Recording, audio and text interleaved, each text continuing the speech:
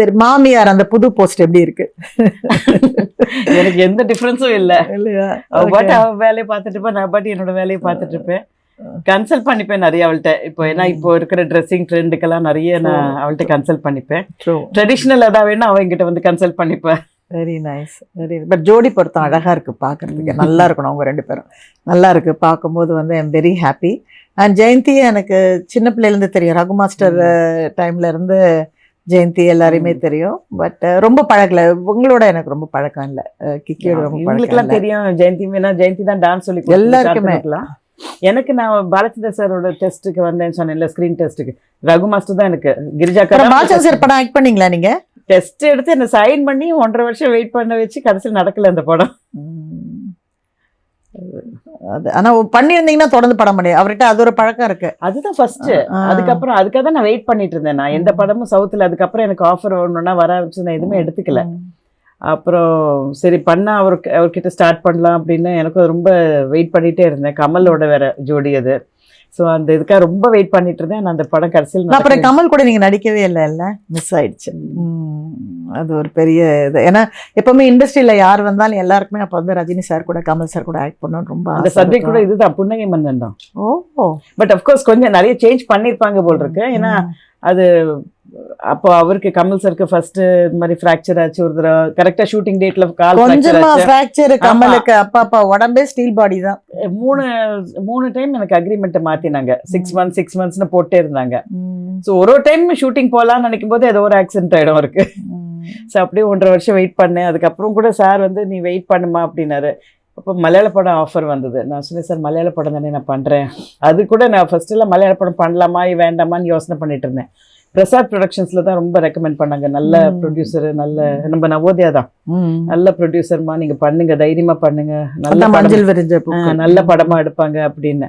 அப்போ அப்படி இப்படி நான் வந்து செகண்ட் இயர் முடிக்கிற டைம் அது வந்து பேசும்போது முடிச்சு கரெக்டாக ஷூட்டிங் என்ன ஃபிக்ஸ் பண்ணிட்டாங்க. பண்ணி அது கூட வெறும் எக்ஸ்பிரஷன் டெஸ்ட் அதெல்லாம் தான் எடுத்தாங்க. டைலாக் டெஸ்ட் ஹிந்திலே டைலாக் பேச வச்சாங்க. நான் சார் மலையாளம்லாம் எனக்கு தெரியாதுங்க அப்படின்னு.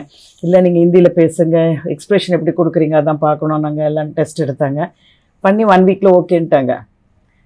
கொடைக்கானல் வரணும் ஷூட்டிங்க்குன்னு. நான் அப்போதான் ஃபைனல். உங்களுக்கு கொடைக்கானல் ஒரு ராசின்னு நினைக்கிறேன். 2-3 படம், மோகந்து கூட ஏதோ ஒரு படம் உங்களுக்கு கொடைக்கானல் படம் இல்லை, இது நம்ம Rajini sir song darling darling ஃபுல்லா கொடைக்கானல். கொடைக்கானல் வந்து பாக்யராஜ் சார் படம் பார்த்துட்டு இருக்கும்போது அழுன்னு தியேட்டர்லயே ஒரே அழுவோமே நாங்கெல்லாம். ஏன்னா அவருடைய கேரக்டர் அந்த மாதிரி தானே இருக்கும். அந்த படம் ஸ்பெஷலி டார்லிங்ல உதாசீனப்படுத்துறது, அவர் பாவமா நிக்கிறது கிடையாது. கண்டிப்பா கண்டிப்பா. ஏன்னா நாங்கெல்லாம் ஃபேன்ஸ் சாருக்கு. கண்டிப்பா உடனே அறிவு கட்ட முண்டா தெரியலையா உனக்கு அப்படின்னு தோணும். இங்க இருந்து தியேட்டர்ல நான் போய் பார்த்தேன். எவ்வளவு பேர் திட்டி இருக்காங்க என்ன தெரியுமா? இல்ல ஆரம்பத்து சீன் அவருடைய ஸ்கிரீன் பிளேல அதுதாங்க பியூட்டி. ஏன்னா such a wonderful screenplay. You feel like you get involve in that. நம்ம வந்து நம்மளே சினிமால இருந்து தான் இருக்கோம், இருந்தாலும் will get involve in that. அதுதான் ஒரு beauty of his screenplay. ரொம்ப லைக் பண்ணது ஃபர்ஸ்ட் ஃபேன் ஆனது அந்த நாட்கள் பார்த்து தான். 2 தடவை போய் பார்த்தேன் ஆனந்த் தியேட்டர்ல. நான்லாம் 10-12 தடவைக்கு மேல இருக்கும். ஏன்னா ஒரு யதார்த்தமான ஒரு ஹீரோயின் ஆனதுக்கு அப்புறம், ஃபெமிலியர் ஃபேஸ் ஆனதுக்கு அப்புறம் செகண்ட் டைம் அதே படம் பார்க்கறதுக்கு தியேட்டருக்கு போனது அந்த படம் தானே. I just wanted to ask, Rajini sir கூட நீங்க ஒர்க் பண்ணும்போது what is the funny moment or some other moment you had with him? Funny மூமெண்ட்னு இல்லை, அவர் அவ்வளோ பெரிய ஸ்டார், அப்போவே பெரிய ஸ்டார் தான் அவர். நல்ல பயங்கர ஃபேமஸ்ஸு. ரஜினி சார் வராருன்னா அப்படி ஒரு இதாக இருக்கும். நம்ம சாதாரணமாக ஒரு டான்ஸ் ஸ்டெப் பண்ணுறேன், அப்பா எப்படி பிரமாதமாக பண்ணுறேன், எப்படி எப்படி எப்படி எப்படி வருது உனக்கு இதெல்லாம் அப்படின்னு. இப்படி நீங்க எல்லாம் அவங்க அந்தந்த ஆளுங்க மாதிரியே பேசுறீங்க. நல்லா ஒரு ரஜினி சார் எனக்கா ஒரே கூச்சமாயிடும். என்ன ரொம்ப ஒரு மாதிரி, அவர் வந்து அவ்வளோ பெரிய ஸ்டாரு, எல்லாமே நல்லா பண்ணுவார். வந்து நம்ம ஒரு சிம்பிளான ஒரு டான்ஸ் ஸ்டெப் போட்டு எப்படி இதெல்லாம் பண்ணுறேன், இப்படி பா பிரமாதம் அப்படின்லாம் சொல்லுவார். So very humble person you know. So எனக்கு அது ரொம்ப பிடிச்சது அவரை பற்றி. இன்னைக்கு வரைக்கும் அப்படி தான் இருக்கேன். ஆமாம். ஸோ ஐ மீன் நாங்கள் எங்கே பார்த்தாலும் சரி, எப்போ பார்த்தாலும் சரி, I don't think he has changed. கொஞ்சம் கூட மாற்றம் இல்லை. அது வந்து ஒரு பெரிய விஷயம். அதாவது இன்னைக்கு ஒரு 100 crore தாண்டி வாங்கக்கூடிய ஒரு ஹீரோ வந்து எப்பவும் இன்னைக்கு கூட is very simple. Is very simple. Yes. Sashti விரதத்துல கூட கெஸ்ட் அப்பியரன்ஸ் ஒர்க் பண்ணாரு. நானும் சிவகுமாரம் பண்ற படத்துல திருச்செந்தூர் கோயில்ல ஒரு சீன் இருந்தது. அங்க பிரச்சனை நான் பண்ணிட்டு இருப்பேன். ஸோ பின்னாடி அவர் யானையை விட்டுடுவாங்க, மதம் பிடிச்ச யானையை விட்டுடுவாங்க என்ன முதிச்சு இது பண்றதுக்குன்னு. அவர் தான் அந்த மாமூத்தா வந்து அது நிறுத்துற மாதிரி ஒரு சீன் இது. யார் ப்ரொடியூசர் அதுல? நம்ம தேவர் ஃபிலிம்ஸ். ஓ, தேவர் ஃபிலிம்ஸ்க்கு பண்ணிருப்பார். Okay okay. And Chiranjeevi sir கூட நீங்க ஆட் பண்ணிட்டீங்களா? ஒரே படம் அதான் நான் தெலுங்குல ஆக்சுவலி அது படம் பண்ணிட்டு அடுத்த 3 படம் சைன் பண்ற டைட்டில் தான் மேரேஜ் ஃபிக்ஸ் ஆச்சு. அதுல ஒரு 3 படம் அது போச்சு எனக்கு. I wanted to ask you one more thing. C, இப்போ ஒரு நல்ல பெரிய குடும்பத்துல பிறந்து நல்ல பெரிய ஹீரோயின் ஆகி ஒரு பெரிய ஆக்டரையும் கல்யாணம் பண்ணி நடுவில் வந்து சில படங்கள் அவருக்கு சரியா போகாம சரிவுகள் வரும்போது ஒரு விமனா நீங்க வந்து ஒரு ஹஸ்பண்ட் ஒய்ஃப்குள்ள எப்பவுமே பிரச்சனை எப்போ வரும்னா அந்த பண தட்டுப்பாடோ இல்லை ஒரு பண பிரச்சனையோ வரும்போது தான் குடும்பத்துல வந்து ஃபர்ஸ்ட் குழப்பம் ஏற்படும், ஃபர்ஸ்ட் ஒரு டென்ஷன் ஏற்படும். அதெல்லாம் எப்படி கோப்பப் பண்ணி வந்தீங்க? சரி, அது வந்து எனக்கு இது வந்து நான் விமனுக்கு நீங்க சொல்லணும்னு நினைக்கிறேன். ஏன்னா நிறைய பேர் வந்து வாழ்க்கையில தோல்வி வந்தோடனே சூசைட் கமிட் பண்ணிக்கிறாங்க. அது எனக்கு ரொம்ப கஷ்டமா இருக்கு. நம்மளுக்கு ஃபேமிலி சப்போர்ட் வந்து ரொம்ப முக்கியம். எனக்கு வந்து பெரிய சப்போர்ட் வந்து எங்கள் பேரண்ட்ஸ் கூட இருந்தாங்க. ஸோ அது ஒரு பெரிய சப்போர்ட். ஃபேமிலி எல்லாருமே கூட இருந்தாங்க. அண்ட் எனக்கு வந்து கண் கூட தெரிஞ்சுது எங்கள் சைடில் எதுவுமே மிஸ்டேக் இல்லை, நாங்கள் வந்து பண்ணுறது கரெக்டாக இருக்குது. ஆனால் சர்க்கம்ஸ்டான்ஸ்னால இப்படி ஆயிடுது. இந்த படம் வந்து இதனால ஏன்னா யாருக்கும் ஹெல்ப் பண்ண போய் அதில் ஒரு பணம் பல்காக போச்சு, வேற ஒருத்தருக்கு ஹெல்ப் பண்ண போய் அப்படி ஒரு பணம் போச்சு. ஸோ இதெல்லாம் பார்க்கும்போது எனக்கு வந்து ஃபைனலாக வந்து ஃபேமிலி நல்லா இருந்தால் போகிறோம், எனக்கு வந்து இந்த பணம் இதெல்லாம் முக்கியம் இல்லை அப்படின்னு தோணிது. ஸோ அவ்வளோ பெரிய வீடு கட்டி கூட நாங்கள் டக்குன்னு அது கொடுத்துட்டு வந்திருக்காங்க. ஸோ ஆக்சுவலி நிறைய டிஃபிகல்ட்டிஸ் நாங்கள் ஃபேஸ் பண்ணியிருக்கோம் லைஃப்பில். பட் ஆஸ் அ ஃபேமிலி நாங்கள் அப்படியே வெளியில் வந்திருக்கோம். அதுதான் எனக்கு பெரிய கடவுளுக்கு தான் நான் ஃபர்ஸ்ட் தேங்க்ஸ். நிஜமா. ஏன்னா எல்லாமே கடந்து போகும்னு சொல்லுவாங்க. ஆனா அதை நம்ம ஒரு இஷ்யூவா எடுத்துக்கிட்டு டிப்ரெஷன் ஆகி அதுல போயிட்டு அப்புறம் ட்ரிங்க் பண்ண ஆரம்பிச்சு அப்படித்தானே எல்லாரும் வந்து வாழ்க்கையில வந்து சரிவு வருது. நாங்களும் டிஃபிகல்ட்டிஸ் ஃபேஸ் பண்ணாமல் இல்லை, நிறைய ஒரு பேட் டைம் வந்தால் எல்லாம் சேர்ந்து வரும் மாதிரி நம்ம சொல்லுவாங்களே, அந்த மாதிரி தான் வந்தது எங்களுக்கு கூட. தேவையில்லாமல் யாருக்கோ ஒருத்தருக்கு ஹெல்ப் பண்ணி யாருக்கோ ஒருத்தருக்கு கையெழுத்து போட்டு அவங்க வந்து கோர்ட்டுக்கு இழுத்து பேப்பர்லலாம் வந்து 4 பேர் அதை பற்றி எனக்கு கேட்டு எவ்வளோ நம்மளுக்கு ஒரு மாதிரி கூச்சமாக இருக்கும் தெரியுமா. அந்த மாதிரி நம்ம பண்ணாத தப்புக்கெல்லாம் வந்து நம்மளுக்கு இந்த மாதிரி படிக்கல அந்த ஒரு டயத்தில் இந்த மாதிரி நிறைய வந்தது. ஸோ அப்புறம் அவருக்கு ஏதாவது ஒன்று வந்து ஏன்னா எப்படி இருந்தாரு எப்படி தெரியும், எம்ஜிஆர் வந்து எப்படி அவரை வச்சுருந்தாரு, என்ன சொல்லி இது பண்ணியிருந்தாரு. ஒருத்தருக்கு வந்து கொஞ்சம் சரிவு வந்தால் எவ்வளோலாம் நாங்கள் வந்து ஃபேஸ் பண்ணணும், அது எல்லாமே நாங்கள் சேர்ந்து ஃபேஸ் பண்ணதுனால எங்க 2 பேருக்குமே அது புரிஞ்சுது. அது அவ்வளவுதான். இப்ப சாந்தன் ஓஹோன்னு வரப்போறாரு, அதுல எந்த டவுட்டும் கிடையாது. அப்படி வரும்பொழுது கரெக்டா நீங்க ஃபைனான்ஸ் வந்து அழகா டீல் பண்ணி அதுலதான் நான் எப்பவுமே ஜீரோ நினைக்கிறேன். இல்லை பட் இந்த காலத்து பிள்ளைங்களும் கொஞ்சம் நல்ல ஸ்மார்ட் தான் இப்போ வரக்கூடிய சில்ட்ரன் தேனும். பட் அஃப்கோர்ஸ் ஒரு பெரிய நல்ல விஷயம் என்னன்னா ஒரு ஜாயிண்ட் ஃபேமிலியா நீங்க இருக்கிறதுனால கண்டிப்பா நீங்க கைட் பண்ண முடியும். Joint family is very important. நம்ம ஓல்டு ட்ரெடிஷன், நம்ம இந்தியன் ட்ரெடிஷன், நம்ம ஜாயிண்ட் ஃபேமிலி சிஸ்டம் அதெல்லாம் எவ்வளோ சப்போர்ட்டுன்னு நம்மளுக்கு அப்போல்லாம் தெரியல. நான் தனியாக இருக்கணும், எனக்கு ஃப்ரீடம் வேணும் அப்படிலாம் நினைக்கிறது வந்து மேபி ஒரு ஷார்ட் டைமுக்கு நல்லா இருக்கும். பட் அல்டிமேட்லி ஒரு ஃபேமிலி சப்போர்ட் இருந்தால் தான் நம்மளுக்கு இந்த மனசு டிப்ரெஷனில் போகும்போது அதுலேருந்து நம்மளை மீட்டு வெளியில் எடுக்கிறாங்கல்ல பெரியவங்க தான் அது பண்ண முடியும். பூர்ணிமா சொல்கிறது வந்து 100% ரைட். நான் அதை வந்து பரிபூர்ணமாக ஒத்துக்கிறேன்.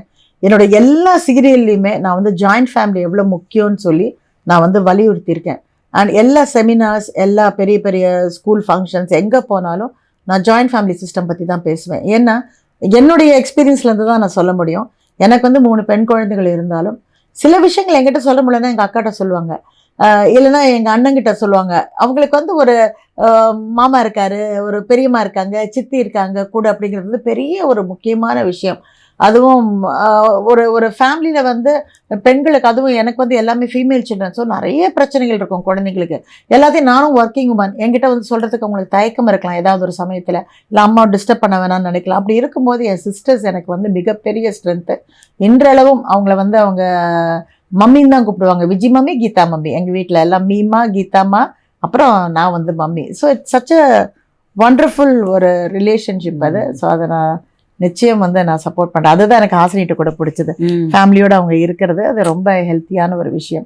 உங்ககிட்ட இன்னொன்று கேட்கணும், இந்த சர்க்கார் பிரச்சனை வந்தபோது அஃப்கோர்ஸ் எல்லா இடத்துலையுமே சார் வந்து ரொம்ப ரொம்ப ஃபேராக டீல் பண்ணார், எல்லாருக்குமே அது தெரியும், மன கஷ்டம் இருந்தது. அண்ட் சாந்தனு வந்து விஜய் சாருக்கு ரொம்ப க்ளோஸு. உங்களுடைய நிலைமை எப்படி இருந்தது? 2 பக்கம் மத்தளத்துக்கு இடி மாதிரி. எனக்கு எப்போ இந்த பிரச்சனை முடியும்? ஏன்னா நான் வந்து சொல்லிட்டே இருப்பேன், பேசாம வெளியில வந்துடுங்க.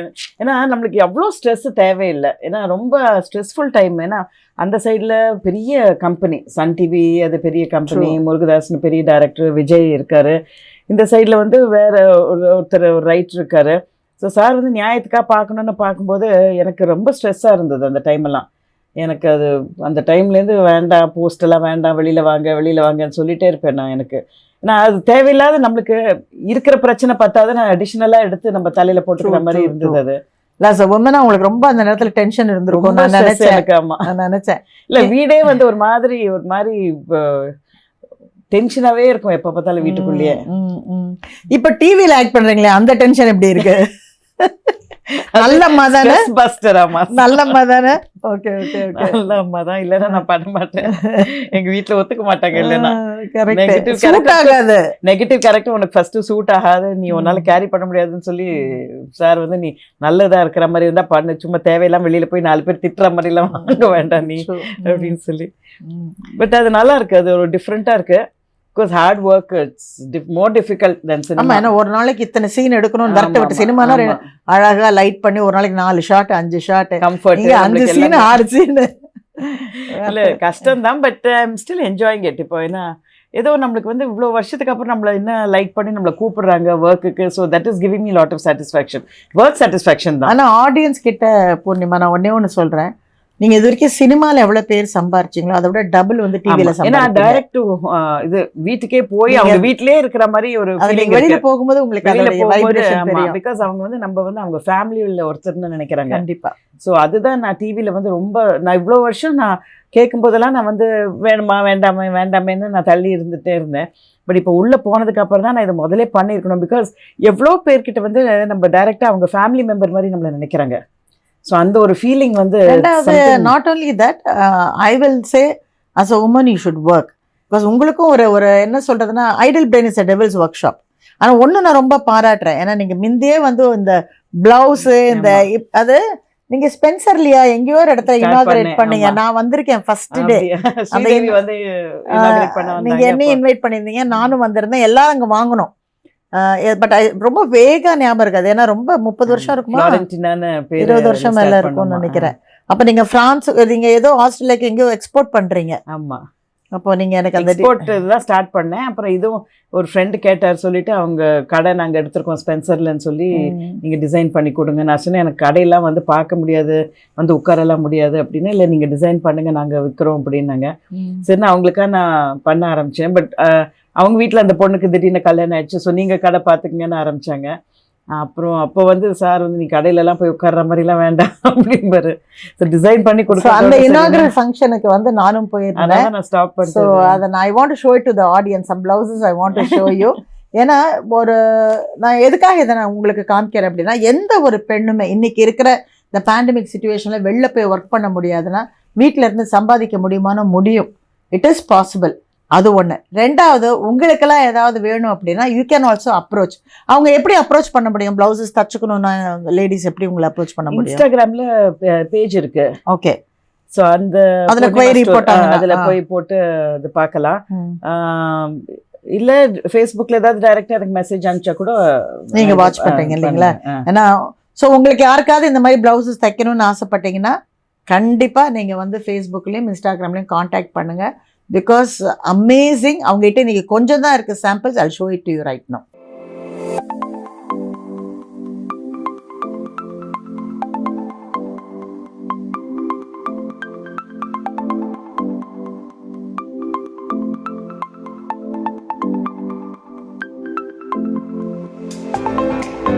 இதுல எனக்கு என்னன்னா மெயினா எப்பவுமே வந்து ஏதாவது ஒரு வேலை பண்ணிட்டே இருக்கணும் தான் நான் நினைச்சேன். கல்யாணம் ஆகி அடுத்த நாளே நான் ஆஃபீஸ்க்கு வந்துட்டேன். அப்போ வந்து நான் சினிமாவில் ஃப்ரண்ட் கேமராக்கு முன்னாடி நிற்கல தவிர ஒரு 2 days கேப்புக்கு அப்புறம் ஷூட்டிங் ஆரம்பிச்சிட்டாரு தாவணி கனவுகள் பட் படம். நீங்க ப்ரொடக்ஷன் பாப்பீங்களா கரெக்டா? கராரெல்லாம் பாப்பீங்களா? உங்களை பார்த்தா அப்படி தெரியவே இல்லையே. இல்ல ஆபீஸ் வரைக்கும் நான் பார்த்துட்டு இருந்தேன். நானு லொகேஷன்ல போய் நான் பார்க்க மாட்டேன் பெருசா. ஸோ ஆரம்பத்துல எல்லாம் கொஞ்சம் ப்ரொடக்ஷன்லாம் பார்த்துட்டு அந்த மாதிரி அதுல எனக்கு நிறைய நான் ஃபிங்கர்ஸ் பர்ன் பண்ணியிருக்கேன். ஸோ அதான் நீங்க சொன்ன மாதிரி கராரெல்லாம் இருக்க முடியாது எனக்கு. ஆனா என்னைக்குமே ஏதாவது ஒரு ஒர்க் பண்ணிட்டே இருக்கணும்னு எனக்கு ஒரு இது. ஸோ அந்த ப்ரொடக்ஷன் கம்மியானோன்னு உடனே எனக்கு 2 நாள் சேர்ந்து எனக்கு வீட்டில் சும்மா உட்கார்ற மாதிரி ஒரு ஃபீலிங் இருந்தது. அப்போதான் இந்த டிசைனிங் இது, ஏன்னா நான் முதல்லேருந்தே எனக்கு அது ஒரு இன்ட்ரெஸ்ட் இருந்தது. ஸோ இது பண்ணலாமே அப்படின்னு சொல்லிட்டு அப்படிதான் ஆரம்பிச்சது. அது சின்னதாக ஆரம்பிச்சு அப்புறம் பெருசா வந்து அப்புறம் இப்போ மறுபடியும் கொஞ்சம் கம்மி பண்ணிட்டேன் எல்லாத்தையும். இல்ல நீங்க பண்ணணும் நிறைய. இப்ப இருக்கிற சிச்சுவேஷன்ல நீங்க இன்னும் கூட ஒரு 2-3 பேரை ட்ரெயின் பண்ணி யூ கேன் டூ வெல். கொஞ்சம் எனக்கு I want to take it little easy, enjoy பண்ணி பண்ணணும்னு நினைக்கிறேன். இப்போ ரொம்ப நிறைய எல்லாம் பண்ணியாச்சு. இப்போ நான் வந்து ரொம்ப அதை லைக் பண்ணி என்ஜாய் பண்ணி ரொம்ப லிமிட்டடாக கஸ்டமர் எடுத்து நல்லா பண்ணி கொடுக்கணும் அவங்களுக்கு. ஏன்னா இப்போ சீரியல்லையும் அது ஃபுல் டைம் ஒர்க் ஆயிட்டு இருக்கு. ஸோ அந்த ஒரு சீரியல் பத்தாதுன்னு இன்னொரு சீரியல் ஸ்டார்ட் பண்ணி என்னென்ன பண்ணிருக்கீங்களா? இது சூரிய வம்சம்னு ஸ்டார்ட் பண்ணிருக்கேன். எதுல? ஜீல. Very good very good. அது ஷூட்டிங் ஸ்டார்ட் ஆயிருக்கு. ஓகே. பட் டெலிகாஸ்ட் ஆரம்பிக்கல. லக்கிலி அந்த இது கரெக்டா மார்ச்ல டெலிகாஸ்ட் ஆரம்பிக்க வேண்டியது.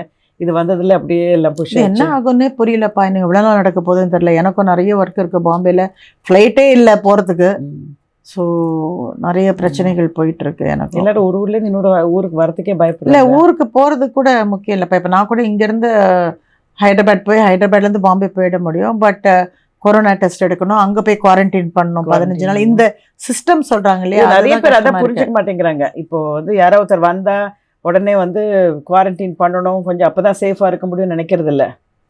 டக்குன்னு அப்படியே வரலாம் அப்படின்னு நினைச்சுக்கிறாங்க. இல்லை அது ரொம்ப ரொம்ப டேஞ்சர். ஏன்னா எவ்வளோ கேர்ஃபுல்லாக இருந்த பெரிய பெரிய ஆளுங்களுக்கெல்லாம் வந்து வரும்பொழுது we have to be very careful. Daily news பார்க்கும்போது ஐயோ இன்னைக்கு யாருக்கும் அப்படின்னு பயமா இருக்கு. சரி, சாருக்கு ஏதாவது கூட கதையில எல்லாம் கதை இலாக்கால எல்லாம் ஹெல்ப் பண்ணுவீங்களா உட்காந்து? நான் சொன்னா கரெக்டா அதுக்கு ஆப்போசிட்ல ஒரு டிசிஷன் எடுப்பாரு. அங்கெல்லாம் கிடையாது, அந்த சைடே என்ன விட மாட்டாரு. அதான் கதை ஷூட்டிங்க்கு போறதுக்கு முன்னாடி ஒரு தடவை சொல்லிட்டு தான் போகணும்னு ஒரு கண்டிஷன் போட்டு வச்சிருந்தேன் நான் முந்தி. ஸோ அப்போ மட்டும் ஒரு அது ஆக்சுவலி அவர் ஐடியா பவுன்ஸ் பண்றதுக்காக இந்த மாதிரி கதை சொல்லிட்டு பண்ணுவாரு. பட் இப்பெல்லாம் அதுக்கும் நேரம் இருக்கிறது இல்லை. நிறைய பட்டிமன்றம்லாம் போறாரு. You go along with him? I go along with him. Because travel தனியாக பண்ண வேண்டாம்னு சொல்லிட்டு நான் கூட போவேன். நான் பெரும்பாலும் போவேன்னா. பட் இப்போ இந்த ஷூட்டிங்னால எனக்கும் இப்போ எப்படி இதுக்கு மேலே எப்படி நான் மேனேஜ் பண்ண போறேன்னு தெரியல. ஏன்னா திடீர்னு தானே டேட்ஸ் வரும். முன்னாடியே வந்தா யூ கேன் மேனேஜ் இல்லையா? அது ஒன்று. பூர்ணிமாமா நான் பேசிட்டே இருக்கும்போது தாண்டி போயிட்டேன். ஸ்ரீதேவி வந்து கடையை திறந்தாங்கன்னு சொன்னீங்க இல்லையா? ஐ want to know about it. ஏன்னா இந்த மாதம் வந்து 13th வந்து அவளுக்கு birthday. So what is the relationship between you and Sridevi and how it was? இல்லை நான் வந்து ஸ்ரீதேவிக்கு ஃபேனு, அவ்வளோதான் நான் சொல்லுவேன். ஆனால் எனக்கு ரொம்ப ஒரு ஆச்சரியமான விஷயம்னா, ஒரு படம் பயணிகள் முடியுதில்ல நான் தமிழில் பண்ணேன்ல, அதை வந்து ஹிந்தி ரீமேக்கில் வந்து ஸ்ரீதேவி நடித்தாங்க. ஓகே. ஸோ அப்போவே அவங்களோட நடிப்பெல்லாம் நான் பார்த்து அப்படியே வேந்து போய் பார்த்துருக்கேன். அதெல்லாம் ஒரு காலம். அந்த பயணிகள் முடிவதில் பார்த்துட்டு எங்கிட்ட ஸ்ரீதேவி ஒரு நாள் விஜயா கார்டனில் நாங்கள் ஷூட்டிங் பண்ணிகிட்டு இருந்தேன். அவங்க வந்து வேற ஒரு தெலுங்கு படத்துக்காக ஷூட்டிங்கில் இருந்தாங்க. என்கிட்ட வந்து நான் வந்து ஹிந்தியில் அந்த படம் பண்ண போகிறேன், பட் ஒன்று மாதிரி நான் பண்ண முடியுமான்னு தெரியல. நான் சொல்லி இந்த மாதிரிலாம் பேசுறது எனக்கு ரொம்ப ஆக்வர்டாக இருக்கு அப்படின்னு சொல்லி சொன்னாங்க. So she was very down to earth அவங்க ரோல்ஸ் மேட்டர்லலாம். அப்புறம் அஃப்கோர்ஸ் சாரோட நிறைய அவங்க இன்ட்ராக்ட் பண்ணியிருக்காங்க. அப்புறம் இந்த ஹிந்தி படம்லாம் நடிச்சிருக்காங்க. சாரோட 2 படத்தில் நடிச்சிருக்காங்க. ஸோ அந்த மாதிரிலாம் ரொம்ப நான் லைக் பண்ணி அவங்க ரொம்ப லைக் பண்ணி அட்மையர் பண்ணியிருக்கேன். ஸோ அதனால் நான் கடை ஓப்பன் பண்ணும்போது அவங்க வந்து ஓப்பன் பண்ணால் நல்லா இருக்குமேன்னு சொல்லிட்டு நான் போய் கேட்டேன். நான் உடனே சரி அப்படின்னு சொல்லிட்டாங்க. ஸோ அதுதான் எனக்கு ரொம்ப கடைசி வரைக்கும் எனக்கு ரொம்ப மைண்டில் இருந்தது. ரொம்ப நல்ல விஷயம். So really wherever she is we want her to be always happy. அதான் she's gone too soon. அவங்க இருந்திருந்தா இன்னும் it would have been lovely. என்ன எனக்கு வருத்தம்னா உங்க டாட்டருடைய, ஏன்னா நடிகர் சங்கத்துக்கு வந்து இந்த மலேசியா ப்ரோக்ராமுக்கு முன்னாடி இந்த ஃபஸ்ட்டு பண்ணோம் இல்லையா, அப்போயே வந்து அவங்க வரணும் சீஃப் கெஸ்டான்னு சொல்லிட்டு ஆசைப்பட்டு பேசினேன். அப்போ அவங்க வந்து ஜான்வியோட நான் ராஜஸ்தானில் ஷூட்டில் இருக்கேன், அதனால எனக்கு ஐ வாண்ட் கரெக்டாக அந்த டேட்ஸில் இட் வாஸ் தேர். ஸோ நான் வரது கஷ்டம் அப்படின்னு சொன்னாங்க. நான் அந்த படம் ரிலீஸ் ஆகி பார்த்துட்டாவது போயிருந்துருக்கலாம். ரொம்ப ஆசைப்பட்டா தன் பொண்ணு நடிக்கிறத பார்க்கணுன்னு. ஸோ எனக்கு அவங்களோட கம்பேக் மூவி அந்த ஒரு படம் பண்ணாங்களே, இது இங்கிலீஷ் பா எவ்வளோ பிரமாதமாக பண்ணியிருந்தாங்க. So good, you know, very natural. And மாமும் நல்லா இருந்தது. நல்லா மாமும் ரொம்ப நல்லா இருந்தது. ரெண்டுமே நல்லா இருந்தது. நான் சாரோட ஹிந்தி படம் மிஸ்டர் பேச்சாரான்னு ஒரு படத்துல நடிச்சாங்க. அப்புறம் ஆக்ரி ரசன் கைதியின் டைரி அந்த படம் அதுலயும் நடிச்சாங்க. மிஸ்டர் பேச்சாரா வந்து வீட்டுல விசேஷங்க அந்த படம் தான் ஹிந்தியில பண்ணாங்க. ஸோ ஸ்ரீதேவி ஷூட்டிங் வரனா நான் வந்து இவர்கிட்ட சொல்றேன், நான் வரேன் ஷூட்டிங். நான் போய் உட்காந்து பார்த்துட்டே இருப்பேன். நான் மேக்கப்பும் அழகா அப்படியே ஒரு ஃபேன் பாக்குற மாதிரி இப்படியே பார்த்துட்டே இருப்பேன் நான். Very nice.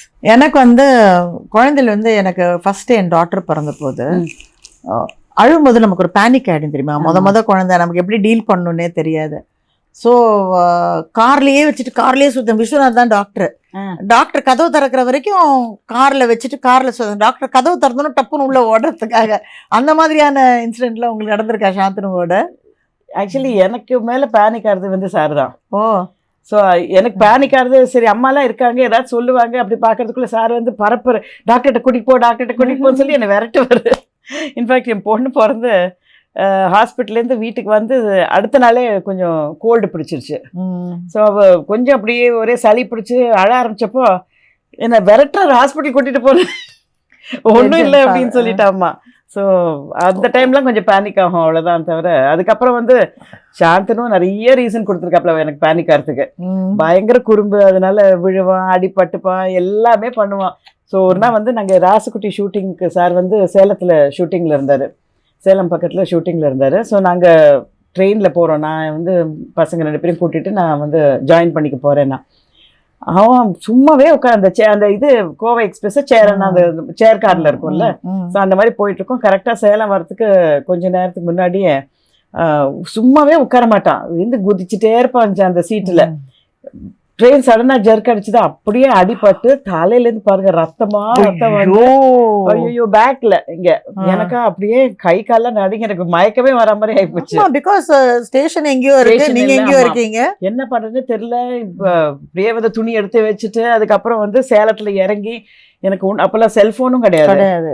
எனக்கு என்ன பண்றதுல ஒரு ஃப்ரெண்ட் ஒருத்தர் இருந்தார், டாக்டர் ஒருத்தர் சேலத்துல ஹாஸ்பிட்டல் வச்சிருந்தாரு, சுந்தரம் நர்சிங் ஹோம்னு வச்சிருந்தாரு. நேரம் வந்து கார்ல ஏறி நேரம் அங்க போப்பா அப்படின்னு சொல்லிட்டு அங்க போய் அவனுக்கு தலையில சூச்சஸ் எல்லாம் போடுற மாதிரி ஆயிப்போச்சு. அந்த அளவுக்கு ஆழமா காயம் பட்டுது.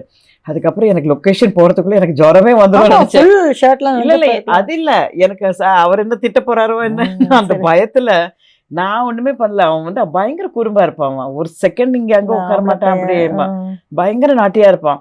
ஸோ எனக்கு அப்படியே எனக்கு ஒரே நர்வஸ் ஆகிட்டேன். நான் வந்து எப்படி லொக்கேஷனில் போய் அவரை எப்படி ஃபேஸ் பண்ண போகிறேன், எனக்கு அடிபட்டு நான் சரியாக பார்த்துக்கலையே அப்படின்னு எனக்கு அந்த பயம் எல்லாம் வேற வந்துச்சு. ஐயோ ரொம்ப நல்லா பயப்படுவீங்க சாருக்கு. இந்த மாதிரி ஏதாவது ஒன்று ஆச்சுன்னா பயம் வரும் எனக்கு.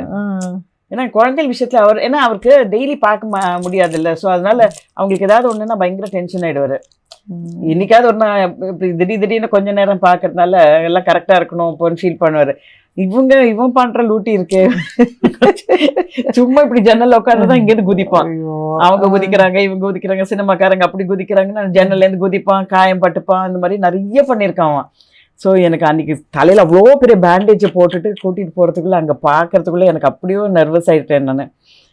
அப்புறம் என்ன சொன்னார்? அப்புறம் ஒன்றும் சொல்லல, ஒரு சின்ன காயம் பட்டிருக்குன்னு அப்படிதான் ஸ்டார்ட் பண்ணேன். எவ்வளவு பில்டப் கொடுத்து அந்த டாக்டரோட சர்டிபிகேட்டோட டாக்டர்கிட்ட கூட்டிட்டு போனேன். அவருக்கு தெரிஞ்ச டாக்டர் சொன்னோன்னு அவருக்கு கொஞ்சம் ரிலாக்ஸ் ஆயிட்டாரு. உங்க டாக்டர் எப்படி? அவங்க கூட ஏதோ டைரக்ஷன் எல்லாம் பண்றாங்க இல்லையா? Very nice, very nice. She is interested in all direction work. ஆமா, very nice, very nice. Shanthanu ஸ்கூல்ல நிறைய செட்டப் பண்ணுவாரா? ஸ்கூலுக்கு அந்த ஓப்பன் ஹவுஸ் எல்லாம் இருக்கும்ல, ஸ்கூல்ல எந்நேரமும் நான் ஸ்கூல்ல தான் இருப்பேன். ஸ்கூல்ல பிடிஏல இருப்பேன். எல்லா எந்த ஸ்கூல் படிச்சாரு? சிஷ்யா 2 பேருமே. ரொம்ப ஸ்ட்ரிக்ட் ஆச்சே? இல்ல, ஸ்ட்ரிக்டே கிடையாது. ஸ்கூல்ல நல்ல ஓப்பனா தான் இருப்பாங்க. எல்லா எக்ஸ்ட்ரா கரிக்குலர் ஆக்டிவிட்டிஸ் எல்லாத்துலயுமே பார்ட்டிசிபேட் பண்ணிப்பான். படிப்பில் மட்டும் கொஞ்சம் அவனுக்கு இன்ட்ரெஸ்டே கிடையாது. ரொம்ப ஃபோர்ஸ் பண்ணி அவள் நல்லா படிச்சிடுவேன். கிளாஸ்ல அந்த ஓப்பன் ஹவுஸ் இருக்கும்போது நான் போவேன். அவளோட கிளாஸுக்கு போனால் டீச்சர்ஸ் வந்து எதுக்கு நாங்கள் கூப்பிடவே இல்லையே, வை யூ கம்மிங் அப்படிம்பாங்க. அவனோட கிளாஸுக்கு போனா come we are waiting for you. Complaint லிஸ்டா வரும் எனக்கு. அடிச்சிருக்கீங்களா? பெருசா அடிக்க மாட்டேன் நானு. அவன் அடி வாங்கியிருக்கான் கொஞ்சம். ஆமா, தாங்க முடியாம அடிக்கிறது. ஆமா, பொறுக்க முடியாம வேற வழி இல்லை அப்படின்னு சொல்லும் போது அடிப்பேன் நானு. ஆனா அவன் வந்து படிப்புல எவ்வளவு டீச்சர்ஸ்லாம் அவனை திட்டி அவனை இது பண்ணுவாங்களோ, எக்ஸ்ட்ரா கரிக்குலர் ஆக்டிவிட்டிஸ் வரும்போது அவ்வளோ பாராட்டி எல்லாரும் அதை சரி பண்ணிடுவான். எல்லாரையும் டீச்சர்ஸ் எல்லாம் பயங்கர ஃபேன் ஆக்கிடுவான். ட்ரூ, பிகாஸ் அவங்களுக்கு வந்து வேணும்ல ஸ்டேஜ்ல பெர்ஃபார்ம் பண்றதுக்கு, மற்ற விஷயத்துக்கு. டான்ஸ் ஆக்டிங் எல்லாமே பண்ணிடுவான். ஸோ அவனோட டான்ஸ் மொத்த ஸ்கூலே வந்துடும் கீழே பார்க்க. Very nice, very nice. I also want to ask you regarding 80s. இந்த 80sல வந்து இந்த ஸ்கூல் அலுமினி மாதிரி நீங்க எல்லாம் மீட் பண்ணும்போது எத்தனை நாள் அது ஆக்சுவலா அந்த கெட் டுகெதர்? இல்லை, ஆக்சுவலா இது வந்து ஸ்டார்ட் பண்ணது எப்படின்னா, எல்லாருமே அவங்கவுங்க லைஃப்ல பிஸியா இருக்கும்போது யாருமே பார்க்க முடியறது இல்லை. ஏதாவது ஒரு கல்யாணத்துக்கு போனா, ஓ ஹலோ ஹவ் ஆர் யூ, எங்க இருக்கீங்க அப்படின்னு அவ்வளவுதான், அந்த ஒரு 2 minutes அவ்வளவுதான். அப்படி இந்த மாதிரி இருக்கும்போது ஒரு நாள் அவங்க லிசி, ஹாசினி, அவங்க மோகன், அவங்களுக்குலாம் திடீர்னு ஒரு ஐடியா, இதுக்கு எப்பாவது ஒரு நாள் மீட் பண்றோம், 6 மாசத்துக்கு, வருஷத்துக்கு ஒரு தடவை, 2 வருஷத்துக்கு ஒரு தடவை. அந்த அதுல வந்து ஆக்டிங்ல இருக்கிறவங்க இப்போ ராதிகா மாதிரினா அவங்கள எல்லாரும் மீட் பண்றதுக்கு சான்ஸ் இருக்கு. என்ன மாதிரி எல்லாம் யார், நான் அப்பெல்லாம் ஆக்டிங்கே இல்லை. மோகன் சாரும் ஓட்டிட்டாரு கம்ப்ளீட்டா. அப்போ அதான், அப்போ அந்த மாதிரி நான்லாம் வந்து சுத்தமா ஆக்டிங்கே இல்லாதனால யாருமே மீட் பண்றதுக்கு சான்ஸே இல்லாம இருந்தது. யாரோ 2-3 பேர் இந்த மாதிரி ஹாசினி மாதிரிலாம் தெரிஞ்சவங்க எங்கேயாவது மீட் பண்ணா உண்டு, அவ்வளோதான், தவிர அதுக்கு மேலே கிடையாது, யாருமே மீட் பண்ணுறதில்ல. ஸோ அவங்க வந்து இந்த மாதிரி நம்ம எப்பாவது மீட் பண்ணலாமே அப்படின்னு ஒரு ஐடியா பண்ணாங்க. லிசி, ஹாசினி, மோகன் 3 பேர் தான் ஃபர்ஸ்ட் இந்த ஐடியா பண்ணாங்க. அப்புறம் என்னை கூப்பிட்டாங்க, இந்த மாதிரி நர்சினி சூப்பரான ஐடியாவா, மீட் பண்ணலாம் அப்படின்னு. என்னை எப்போ கூப்பிட்டாலும் நான் வந்துடுவேன் அப்படின்னு. ஏன்னா எனக்கே ரொம்ப எல்லாரையும் பார்க்கணும் போல அந்த மாதிரி ஒரு ஃபீலிங் இருந்தது. ஸோ ஃபர்ஸ்ட் இயர் வந்து நாங்கள் ஒரு கோர் கமிட்டி மாதிரி நாங்கள் ஃபார்ம் பண்ணி எல்லாம் பிளானிங் எல்லாம் பண்ணோம். அப்புறம் ஒரு சில பேர்லாம் கூப்பிட்டோம். மீன்ஸ் ஃபர்ஸ்ட்டு ஃபியூ இயர்ஸ் எப்படி இருந்ததுன்னா, நம்ம அவங்களோட நிறைய நடிச்சிருக்கணும், அட்லீஸ்ட் ஒரு 3-4 படத்தில் நடிச்சிருக்கணும். அந்த மாதிரி தான் மெஜாரிட்டி, அட்லீஸ்ட் ஒரு இப்போ கூப்பிடுற வந்து ஒரு 60-70% பீப்புளோட நம்ம நடிச்சிருக்கணும். அப்போதானே அது ஒரு கம்ஃபர்ட் லெவல் இருக்கும் சொல்லிட்டு அப்படிதான் நாங்க ஆக்சுவலி பண்ணது. ஸோ பாத்தீங்கன்னா அந்த ஹீரோஸோட நம்ம எல்லாம் நடிச்சிருக்கணும், இல்ல அவங்க வந்து எங்களோட எல்லாம் நடிச்சிருக்கணும். அந்த மாதிரி ஒரு குரூப் தான். ஸோ அந்த குரூப்ல வந்து யாரோ 1-2 பேர் தான் நம்ம நடிக்காம இருந்திருப்போம். இப்போ நான் கன்னட படமே பண்ணினதில்ல. ஸோ விஷ்ணுவர்தன் சாரோட நான் நடிச்சதே கிடையாது. ஆனா ஹாசினி வந்து நிறைய படம் அவரோட தான் பண்ணியிருக்காப்ல. ஸோ அவரோட நான் நடிச்சதே கிடையாது. ஆனா கூட சரி, மெஜாரிட்டி பீப்புளோட நான் மற்ற ஹீரோஸ் ஆல்மோஸ்ட் எல்லாரோடையும் நான் நடிச்சிருக்கேன். அது மாதிரி அந்த மாதிரி தான் நாங்கள் பிளான் பண்ணி எல்லாரையும் கூப்பிட்டுது. ஸோ அது வந்து ஃபர்ஸ்ட் இயர் எல்லாம் பார்த்தா அவ்வளோ எல்லாரும் ஒவ்வொருத்தரை பார்க்கும்போது அவ்வளோ ஒரு ஜாலியாக இருந்தது. ஸோ அதை வந்து கண்டிப்பாக நம்ம அடுத்த வருஷமும் பிளான் பண்ணலாமா அப்படின்னு சொல்லிட்டு நாங்கள் இவ்வளோ வருஷம் ரெகுலராக பண்ணுற ஐடியாலேயே இது ஸ்டார்ட் பண்ணலை. ஸோ ஃபர்ஸ்ட் இயர் பண்ணோம், ரொம்ப என்ஜாய் பண்ணோம். செகண்ட் இயர் பண்ணலாம் அப்படின்னு சொல்லிட்டு. எத்தனை வருஷமா நடக்குது அது? இப்போ 10th இயர் ஆச்சு. Very nice, very nice. இந்த வருஷம் தான் கொஞ்சம் லீக் ஆச்சு. இந்த வருஷம் தான் கொஞ்சம் லீக் ஆச்சு. கொஞ்சம் டான்ஸ், கொஞ்சம் பாட்டு எல்லாம் கொஞ்சம் லீக் ஆச்சு. இதுக்கு முன்னாடி எதுவும் வெளியில வரல. அது நீங்க எதுவும் டிவிக்கு இதெல்லாம் கொடுக்கறதே கிடையாது. It's only just get together, private. இது அவ்வளவுதான். Very happy. ஏன்னா Jayaprada, Jayasudha, it's all such nice. ஏன்னா அவங்கெல்லாம் எனக்கு கூட ஃப்ரெண்ட்ஸு. ஸோ எல்லாரையும் அதில் பார்க்கும்போது ரொம்ப சந்தோஷம். ஹைதராபாத்ல பண்ணினதுனால ஜெயசுதா வராங்க. இப்போ ஃபியூ இயர்ஸா வந்துட்டு இருக்காங்க. ஜெயபிரதா அவங்களுக்கு கூப்பிட்டோம். Very nice. So thank you Poornima, thank you so much. Very sweet of you. எங்களுக்காக நீங்க வந்து இவ்வளோ டைம் ஒதுக்கி. நிறைய பேசிட்டு நினைக்கிறேன். இல்லை, நான் வந்து யோசிச்சுட்டே இருந்தேன், பூர்ணிமா வந்து மற்ற இன்டர்வியூலேருந்து கொஞ்சம் வித்தியாசமா இருக்கணும்னு நினைச்சேன். இட் வாஸ் ஸோ நைஸ், ஒரு nice casual.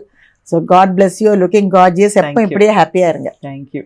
See you all with another episode. நான் வந்து ஆக்சுவலி ரொம்ப பப்பி வந்து அட்மையர் பண்ணுவேன். ஏன்னா she is such a ஒரு டைனாமிக் பர்சன். நான் நினைக்கிறது எல்லாத்துலயுமே she is well read about everything. எல்லா டாபிக் பத்தியும் நல்ல ஒரு ஆராய்ச்சி பண்ணிட்டு தான் எப்பவுமே பேசுவாங்க. So I always admired you. தேங்க்யூமா, தேங்க்யூ ஸோ மச். தேங்க்யூ.